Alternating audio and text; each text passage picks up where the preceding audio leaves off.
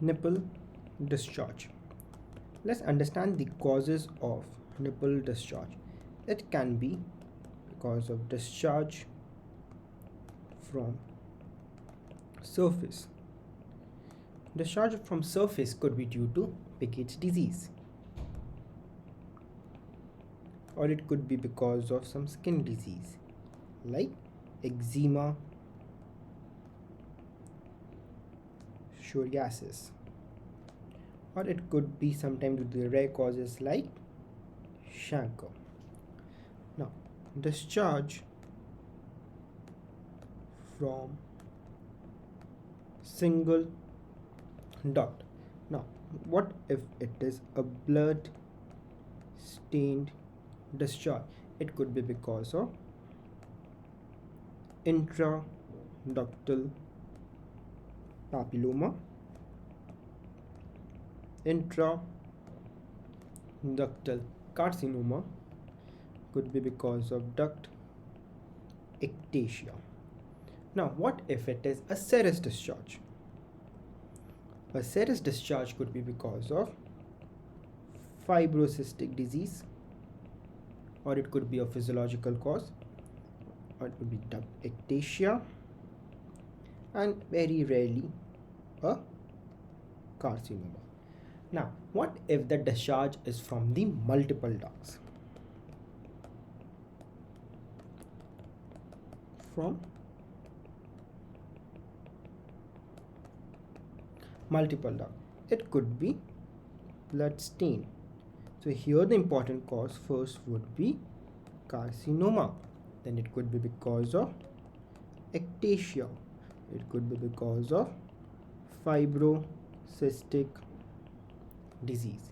Then what if it is a green colored discharge? If it is a green colored discharge or a black colored discharge, then it is going to be because of duct ectasia. What if it is a purulent discharge?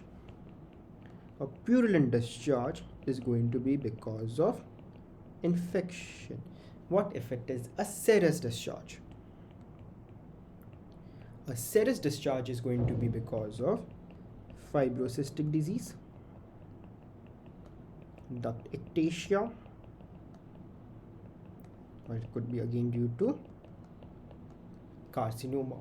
Then if the discharge is milky, then it could be because of lactation, and the mother might be lactating, or it could be because of any pituitary function or thyroid disturbance. Pituitary disorder or thyroid disorder. So if a patient of a nipple discharge comes to you, first step is to ascertain whether the discharge is from the surface, or discharge is from a single duct, or discharge is from multiple ducts, because depending upon it you would think of the causes. As if it is a discharge from a single duct and it is a blood stain, intraductal papilloma is more common than carcinoma.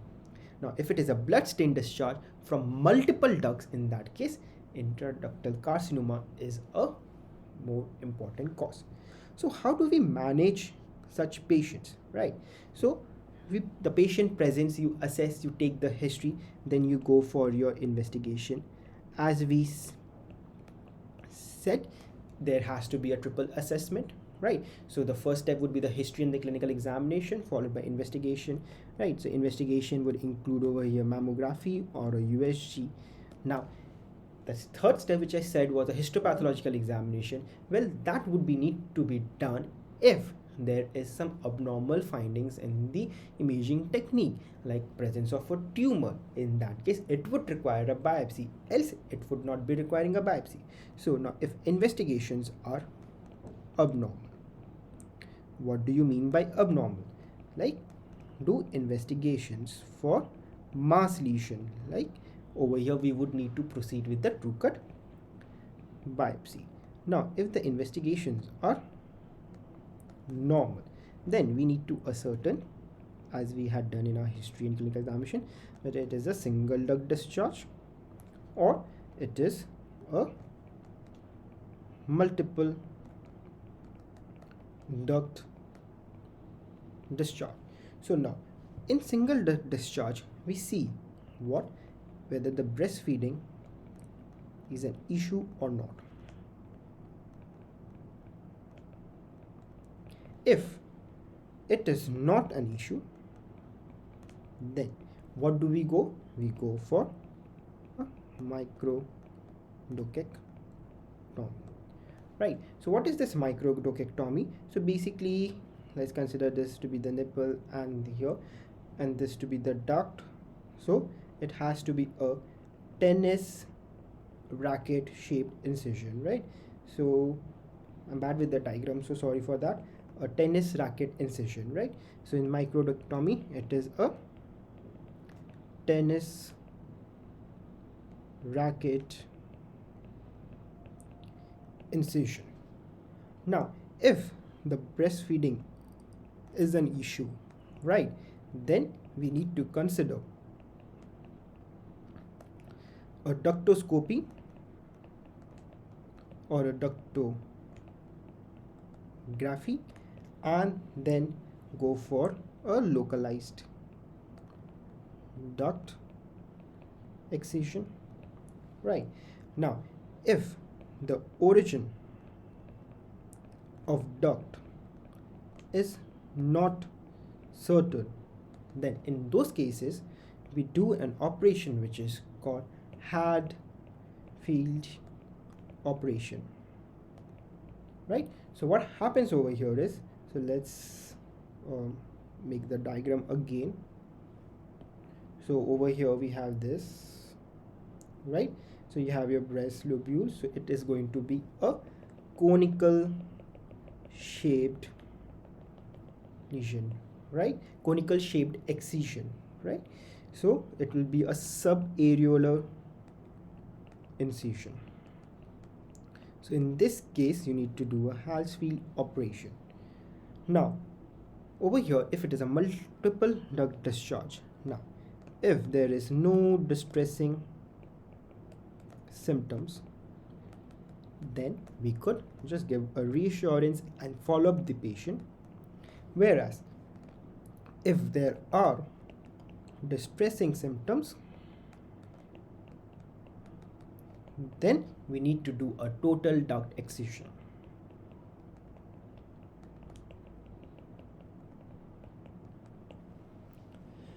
So let's revise the nipple discharge. First thing is to know the causes. It is discharge from surface, Piggy's disease, discharge from single duct. If it is blood stain, the most important cause is intraductal papilloma. If it is serous, it would be fibrocystic disease. Now if it is discharge from multiple duct, in blood stain it is carcinoma. If it is a green color or black discharge, it is duct ectasia. If it is purulent, it is infection. It is serous, fibrocystic disease. In case of milk, it is because of a lactating mother. Now we discussed the treatment part, where investigations would be radiological, mammography or ultrasound.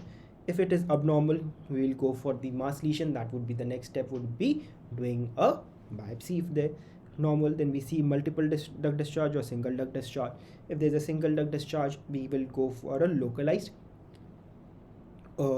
we'll go for the microdocectomy, which is a tennis racket incision and removing the pathological duct.